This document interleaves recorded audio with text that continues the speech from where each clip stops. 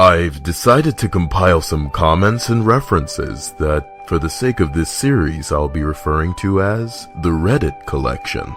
My name's Kyle, and I should probably distance myself from this material, informing people that I'm not responsible for any of the things I'm gonna cover, but honestly, if you think I'm capable of all of the things I'm about to spew, then I admire you. Without further ado, let's proceed, in no particular order. Follow the arrows. In response to an Ask Reddit thread asking, "Hey Reddit, what awesome graffiti have you found in bathrooms?" Floss Daily responds, "When I was in a pub in Long Island, I went to use the restrooms. When I was in the stall, I saw writing on the door that said, 'Follow the arrows.' I looked around, but didn't see any arrows. Whatever, I didn't think about it. Then, about a month after that, I'm back in the same place, used the same restroom to wash my hands, before I tear into some buffalo wings. They were out of toilet paper and paper towels, and not wanting to touch the restroom door with my hands, I tried to open it with my elbows. This was a clumsy process and resulted in my bumping a light switch with my elbow. The room went completely dark.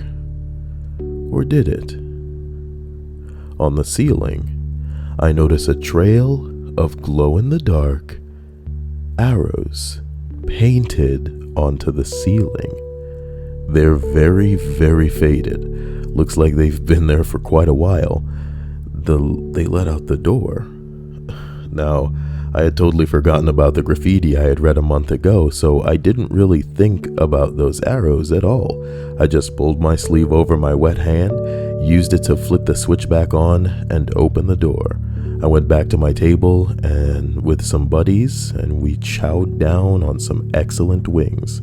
It wasn't until the end of the evening when my brain, out of nowhere, remembers the "Follow the Arrows" graffiti in the stall. I excused myself from the table just to check that it was this stall where I saw the writing. It was. Now I had a mystery. I wanted to follow the arrows, but I couldn't. After I left the restroom, the ambient light was so bright that the arrows were invisible.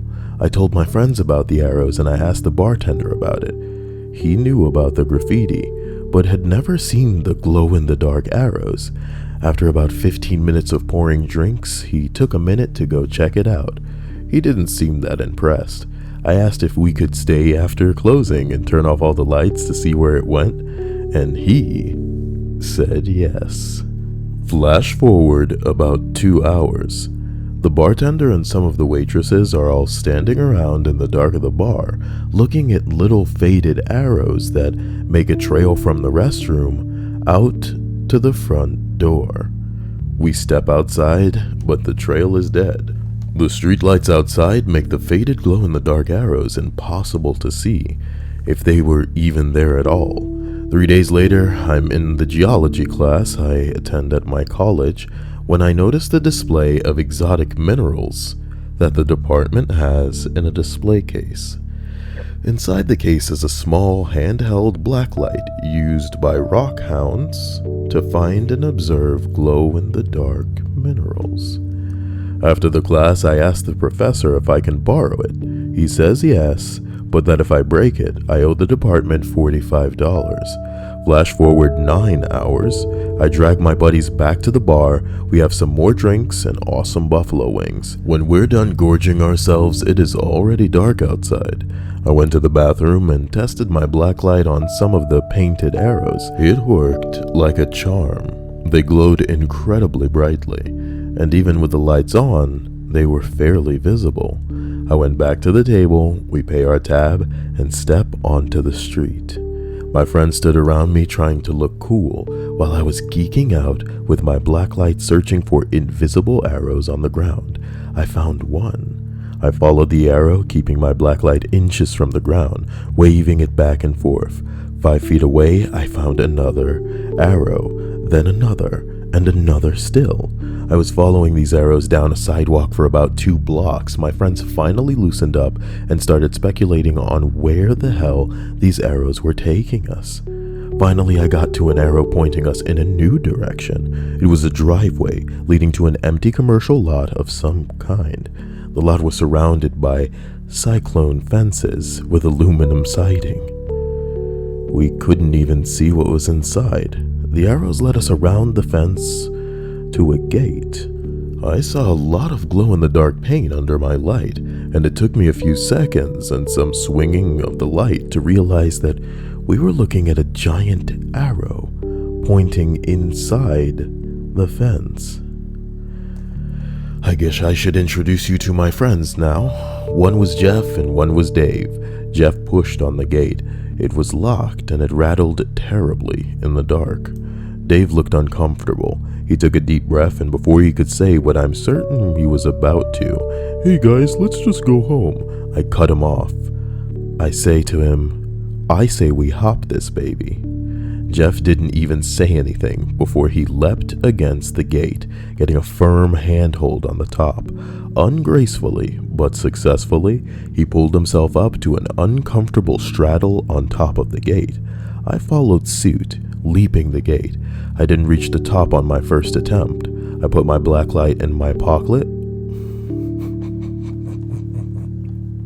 and took a running leap. I'm leaving it in. And took a running leap at the gate. I got a firm handhold, but I could feel the metal digging into my skin.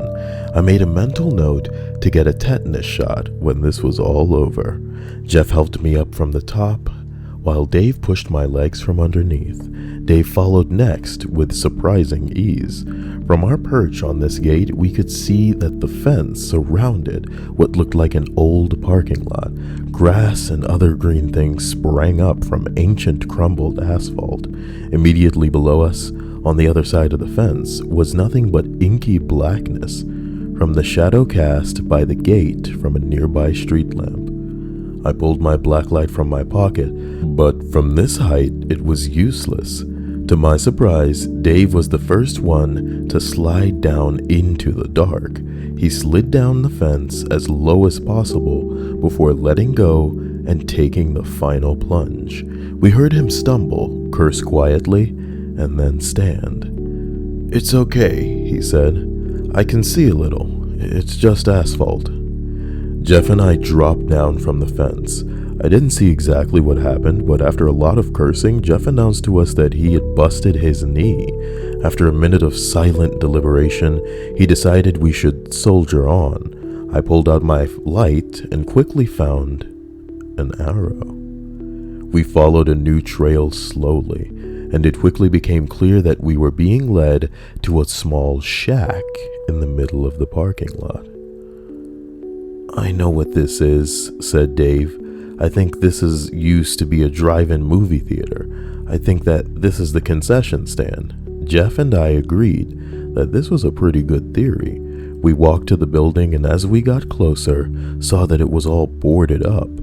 But the shape of it and its enormous plyboard-covered windows made us think that Dave was probably right. Jeff pulled out a cell phone and held it high above his head. At first I couldn't figure out why. Then it became clear that he was using it as a flashlight to illuminate some faded lettering on the wall. We couldn't really see it, but we decided it probably said popcorn. I held up my blacklight. It glowed purple and bright, but didn't help us read the lettering any better than Jeff's phone had. I scanned the ground for more arrows and found none. Dave shrugged. "So what? The arrows used to lure people to buy popcorn?" "Looks like," Jeff said. We walked around the building until we came to a door in the back. It was secured by an old combination padlock. My blacklight hung from a tie on my wrist, and I thought I had shut it off now that our mystery was solved. But out of the corner of my eye, I caught a glimpse of glowing paint. I aimed my light at it. "Whoa," said Dave. Maybe we all said it. We were thinking it. There on the door, in sharp, new, glowing paint, was scrawled 1350. 6. Holding the blacklight close, we quickly rotated the wheels on the lock. Jeff pulled it open with a satisfying click. Pulling the padlock aside, we pushed the old door. It creaked ominously and got stuck about a third of the way open. Jeff kicked his foot around the inside and moved an obstruction with a thud. The door opened halfway now, and Jeff peeked inside. "I can't see anything," he said. I peeked inside the door, shining my blacklight. It was useless. I cursed myself for not bringing a real flashlight. A blacklight and a cell phone were not enough to explore in there. "It's useless," I said as I pulled back from the door. Dave took his turn, peering in. Just as I was about to suggest we head back to return another day, I heard a click, and a dim light appeared within the building. "Holy shit," said Dave. I flipped the light switch, but I never thought in a million years that it would work. Jeff said, "Yeah, this place looks like it's been out of use for like 30 years at least. Look at this parking lot. There are trees in it." "Someone's still paying the bills," I said, and pushed on Dave to get him to head into the building. We walked in and saw a surprisingly clean concession stand interior. There were thin coating of the strange sort of dust that accumulates in the absence of people, the sort of dust you would expect to find in an ancient tomb.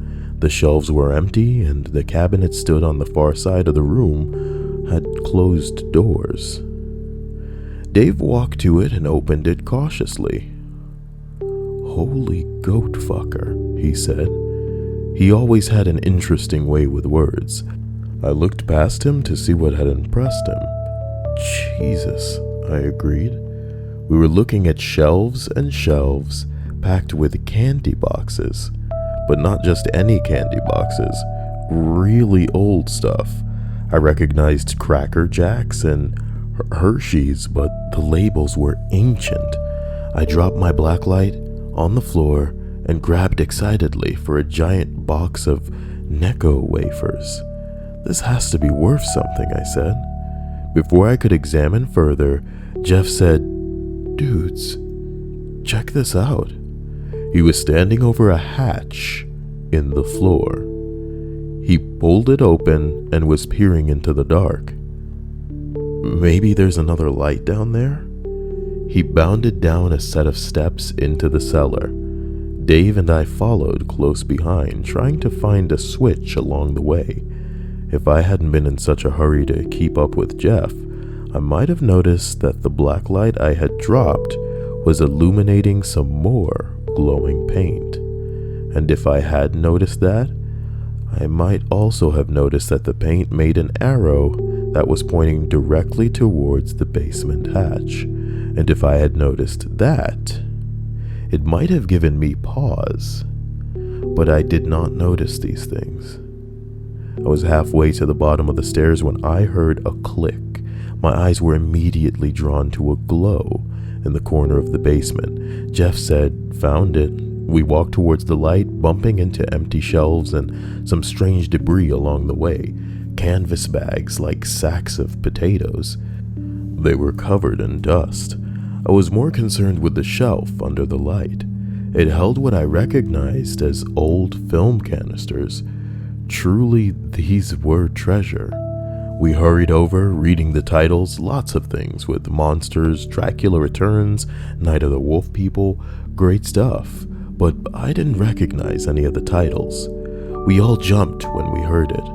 There was a whirring sound, very loud, coming from near the stairs. It sounded somehow familiar, like a garbage disposal or some electric power tool. We saw the shadows changing from the light in the hatchway.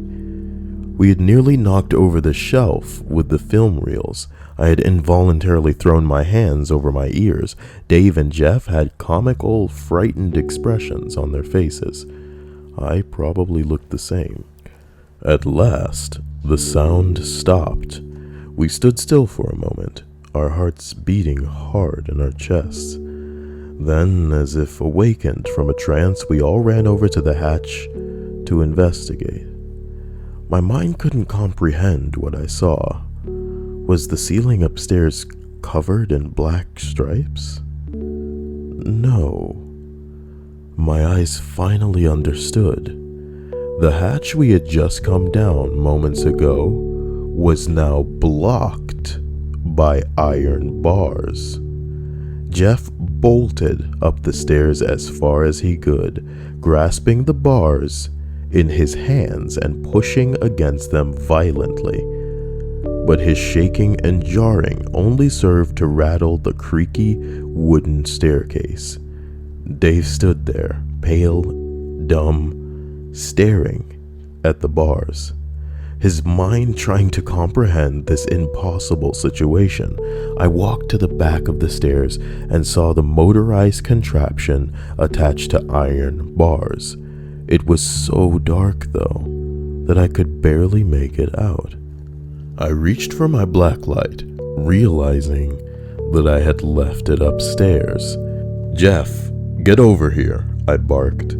Jeff stood next to me and looked at the contraption. He held up his cell phone, and in the phone's dim light, we could see a giant metal box that had been cleverly mounted to the basement ceiling. If there were a way to access this device, we could not see it. Dave gasped suddenly and ran to one of the potato sacks I'd seen on the floor. He dragged it into the light and worked to untie it. When he was done, I saw him look into the bag and made a sound I'd never heard before, something between a scream and a moan. He was hyperventilating. Jeff and I ran over to him. Jeff said some comforting words to Dave while I looked into the bag. At first, I couldn't tell what I was looking at. You know damn well you're looking at.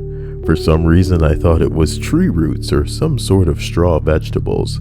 Then, I saw the hair. I vomited violently away from the others. I tried to speak, but vomited again. Throat raw, I said to Jeff, "Your phone. Call the police. Call them now." I put my hand on Dave's shoulder. Dave, who was slowly rocking back and forth like a baby, he was trying to slow down his breathing, but it was coming quickly in gasping rasps. I heard Jeff get through to someone on the phone. He explained where the bar was and how he walked with several blocks to a parking lot with a fence around it. He explained the concession stand and the basement and the locking iron bars. They wanted him to stay on the line, and I asked him for the phone. "Look," I said, "there are dead bodies in bags down here." I looked around. Dozens of them. It was a woman on the other end. She said, "Just stay calm. I want you to stay on the line with me and give me your names." We told her who we were and answered her checklist of questions. I knew we should conserve the phone's batteries, but she was our lifeline out of this crazy situation. After we answered all her questions, she said, "You know, making prank calls to emergency rescue services is a very serious crime." My blood turned cold. She thought we were joking. My throat tightened. As calmly as I could, I croaked, "Ma'am, I swear to you, I have never been more serious in my life. Please send someone down here. If we're lying, you can arrest us. Just send someone, please." "Young man," it's a black lady now, she said, "don't you have better things to do on a school night?" I heard a click, and then nothing. I hung up the phone. She didn't believe us. Dave said, "Give me the phone." I noticed he had calmed down significantly. I saw him dial the operator. In a moment he spoke. Calmly he said, "Operator, I'd like to speak to the New Hyde Park Police, please." "Yes, it is an emergency." "No, I don't want 911 or dispatch. I want the police department." There was a moment's silence. Then he spoke in a deep voice. "Yes, hello, officer. I'd like to report some kids in an abandoned building. They were throwing bottles and wrecking the place. I saw them drag a little girl in there into the basement. It sounds awfully bad, just awful. Someone needs to hurry before that little girl gets hurt." Dave. Fucking brilliant Dave. I could have kissed him. He gave the officer the location of the lot and the description. It was perfect. After answering some more of the officer's questions, he begged her once again to hurry, but I already heard the sound of a car pulling up outside. Dave hung up the phone. "That was too fast," he said. "Maybe the 911 lady actually sent someone to arrest us, maybe?" I heard a car door open, then close. Then there were heavy footsteps.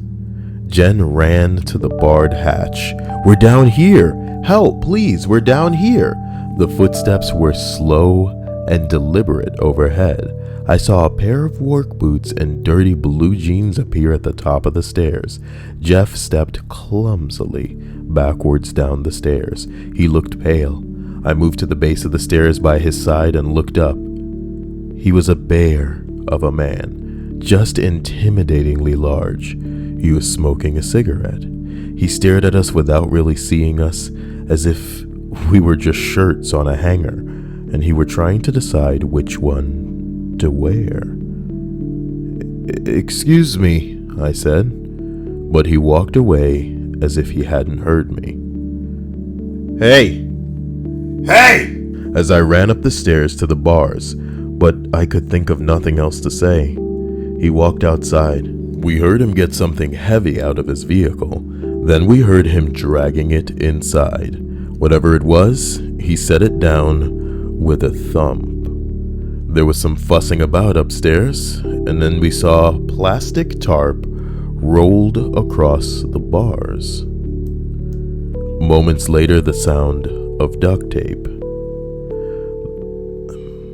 The hatch was closed, and we were alone listening to the sounds of the man working, we were sure, on something evil. The sort of evil that is rarely seen, the sort of evil that you don't get to tell anyone about later on. We heard a hissing sound, high-pitched and steady. I was confused, and so was Jeff.